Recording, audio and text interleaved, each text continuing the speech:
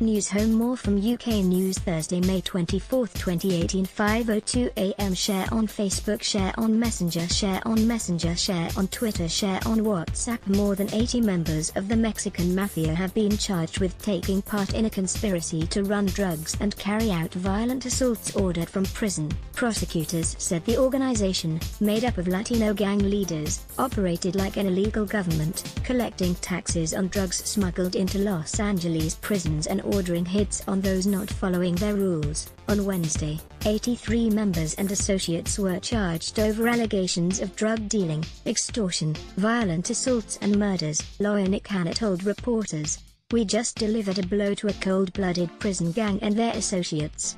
Authorities said the so-called Gang of Gangs was able to control smuggling, drug sales and extortion inside and California's prisons. The charges detailed how the organization started out in the 1950s at a juvenile prison before growing to an international level.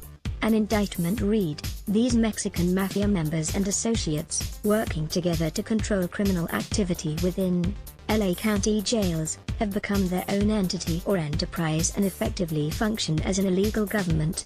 Prosecutors said other groups that brought in drugs had to give a third of what they had, called a third's tax, to leaders of the Mexican Mafia. The organization's tax within prison walls gave the name Operation Dirty Thirds to the investigation behind the latest charges. Of the 83 people charged, 35 were already in custody and 16 were fugitives. The indictment said the gang enriched itself through drug sales, taxes, and even collected a share of purchases from the prison commissary, where inmates can buy snacks and other food items. It added that members were able to exert control through violence if inmates refused to pay up or follow the rules. Paul Delacorte, assistant director in charge of the FBI's field office in Los Angeles, said, "Essentially, the Mexican Mafia is a gang of gangs."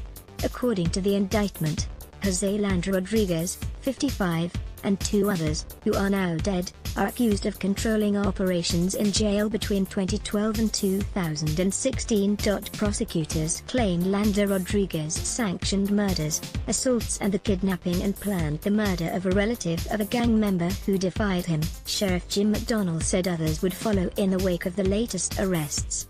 "There will be new leaders. That's kinda how the whole system works. It's hierarchical," he said. "When one goes to jail or passes away, then someone else backfills their spot, just like any multi-level organization."